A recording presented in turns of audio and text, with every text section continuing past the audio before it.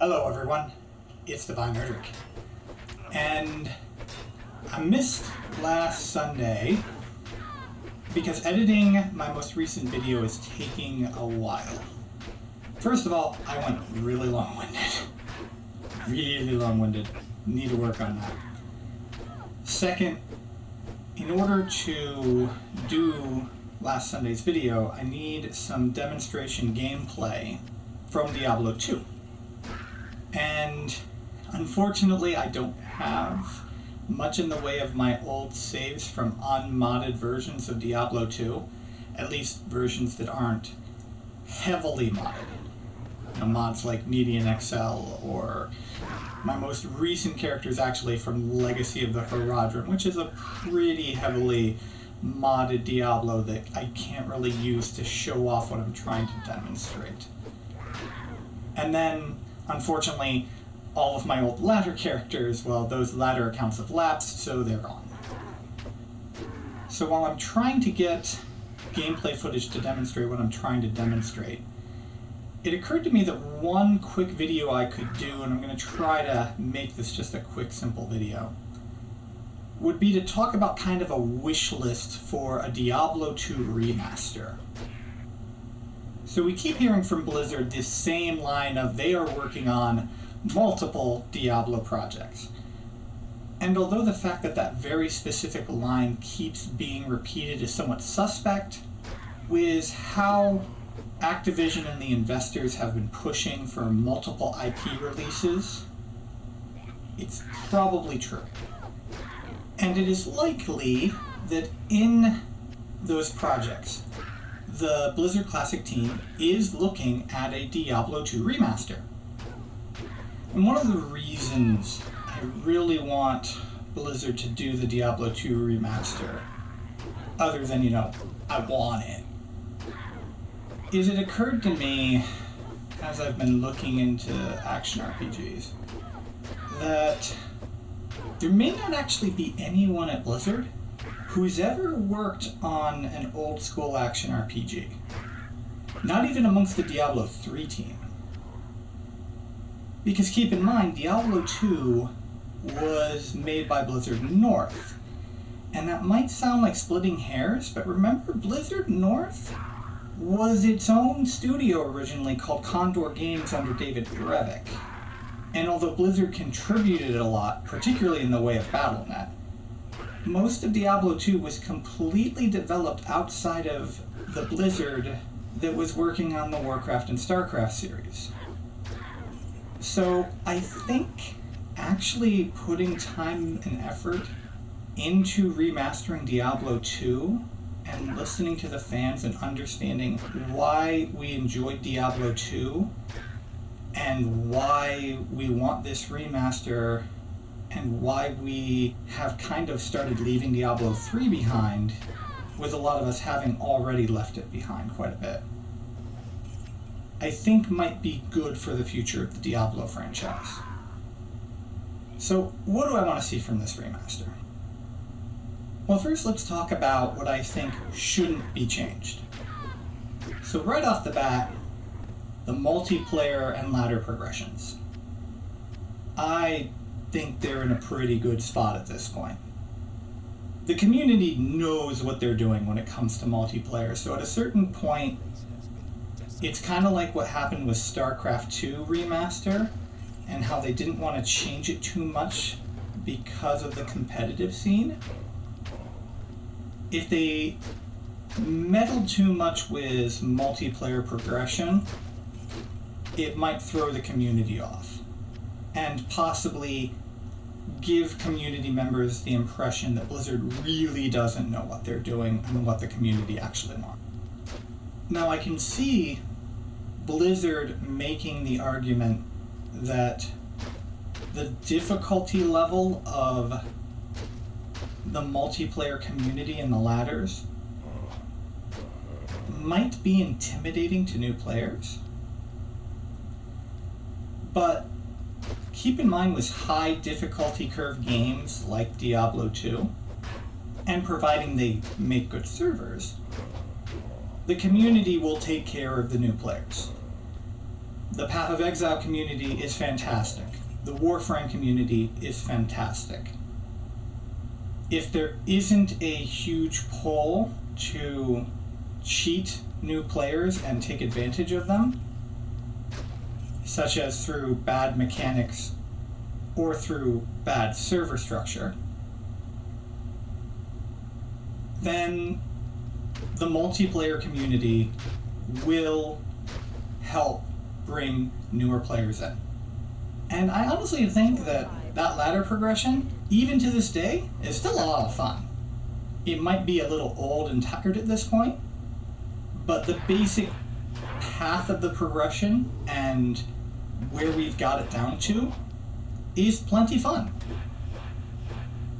One other thing that I really want to make sure stays are the offline modes, both single player and multiplayer. And I mean true offline modes. Now, one argument that Blizzard put out there for why Diablo 3 should have always been online and why they're not changing that is the whole worry about hackers and how it's going to affect multiplayer to have offline single player. And really, that's not actually as big a deal as Blizzard's making it out to be. I mean, I already have an idea of what they would do to fix it, and I almost want to say that I'm pretty sure Blizzard knows how to do this too. But if you are wondering, well, maybe Blizzard does know what they're talking about here, and that they're just not using as an excuse to have online-only DRM, this is basically how it works. You have your engine, and then you have a database. And the engine is actually broken up into different components. In programming, they're usually referred to as objects. So with an online game, you have a component on your computer called the client, and then you have a database of resources, like your sprites, your sound, your images, your models, that kind of thing. And then on the server, you have the engine, and then that engine is what's actually doing all of the gameplay and calculations. And then it's connected to another database that has all of things like the levels and the campaign, and for example in Diablo 3 with seasons, it would have like the season rules and stuff like that. So with all of that already being divided, fixing it so that hackers can't use the single player multiplayer to hack into the online multiplayer is actually really easy. The offline portion would be its own separate client interface and engine. And then since one of the things you split off is that part of the engine that talks to the database, that's its own object, well, you have the offline databases for the campaign and all the assets,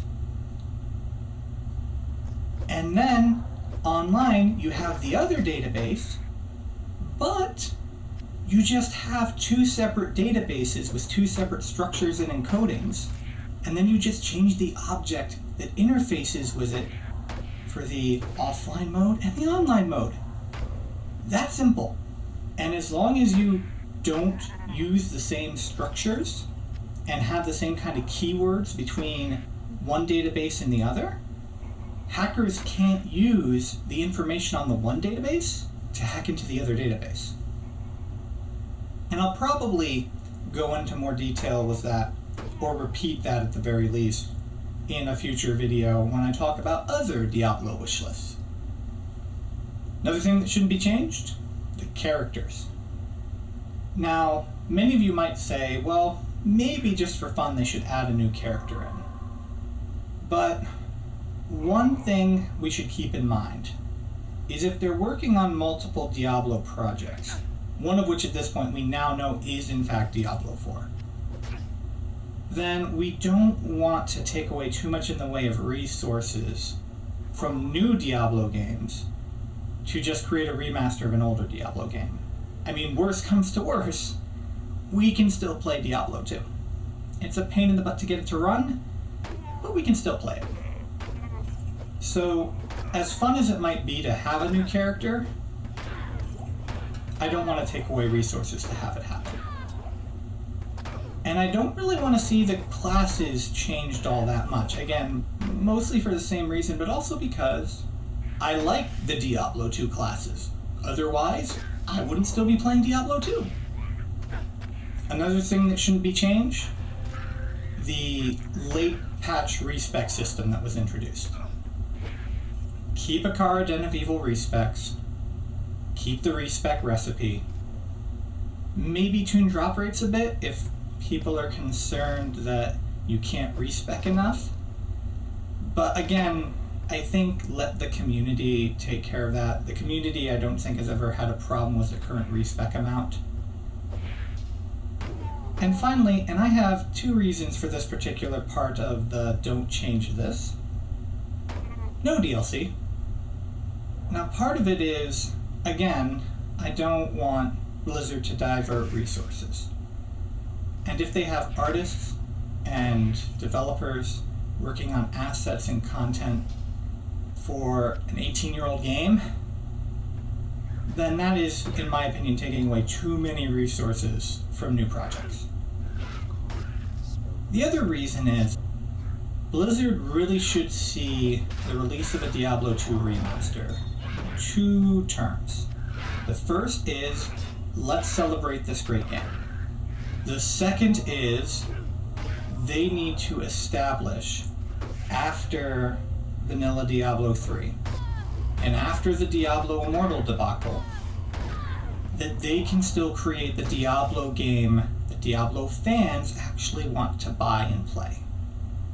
And if they are looking at this as a way to line their pockets, then that's going to send up more warning flags with the community. And again, not to say they can't make money off of this. Go ahead and charge money for the remaster, just like you did with StarCraft Remastered, just like you're going to do with Warcraft Reforged. Just have it be a reasonable amount, because although you may end up making a new engine for it, in fact I'd like to see a new engine, the systems development and the basic art direction and a lot of the pre-development stages and balance stages have already been taken care of. So that's a lot of the development cost already down. You're already going to make plenty of money off of the remaster. Don't get greedy and tell the community that you don't care about making your money by selling good games anymore. So let's talk about some things I would like to see changed. So first of all, and this comes kind of part and parcel with new engine, but bugs. Let's get rid of some bugs. There are still a handful of bugs in Diablo 2 that never really got addressed, mainly because of engine limitations. One of the reasons why I'd like to see a new engine. For example, the classic one, that old enemy, the Nemesis. Lightning enchanted, multi-shot enchanted, rares. Oh yeah. See, you might have heard of this particular trope from Diablo 2, but you might not know why they're so lethal. See, there was a bug regarding the engine's limitation on how many particle effects it could have on the screen. And multi-shot lightning enchanted rares could put so many particle effects out, the engine couldn't display all of the charged bolts. So that would end up with your character taking tons of damage from things you couldn't see. So yeah, new engine, possibly a 3D engine with 3D tiles, and remove certain engine limitations. Heck, maybe even use a Diablo 3 style tile set. I want to talk about single player a bit.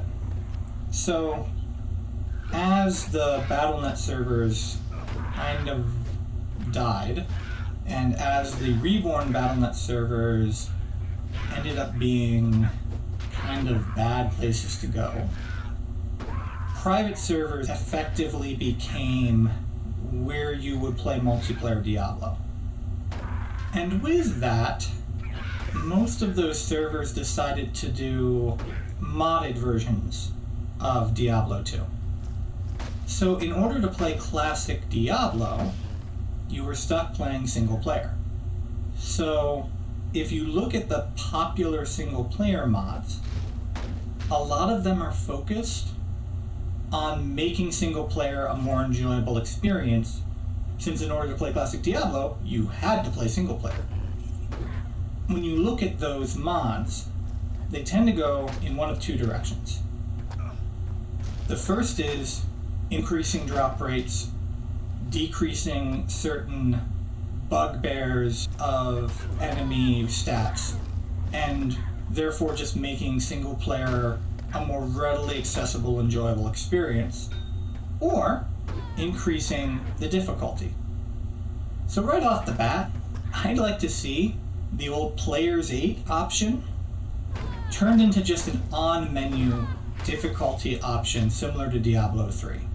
And I'll talk a little bit about certain other systems I'd like to see come from Diablo 3 back into Diablo 2. But that's one of them. I think single player should have its own difficulty slider. Instead of having to console command in Players 8 if you wanted a more difficult experience, or mod if you wanted to get around things like immunes and drop rates, let's just have difficulty options for single player Diablo 2. With that, I think monster resistances should be tuned. And I mostly just care about this for the sake of build diversity, because when it comes to single player, your single player ladder pushing builds tended to be very limited towards the end of Diablo 2's lifespan because of monster immunities. In particular, physical immunes really hurt a lot of build diversity. So I think for single player, immunes should be eliminated. I think there should still be resistances for monsters, but I think that max cap resistance with each difficulty level should be lowered in some cases, basically to the tune of making sure that a player never has to go out of their way in order to make a skill viable for endgame. And that means just killing immunes. And then you just tune resistances in addition to other things with the player count.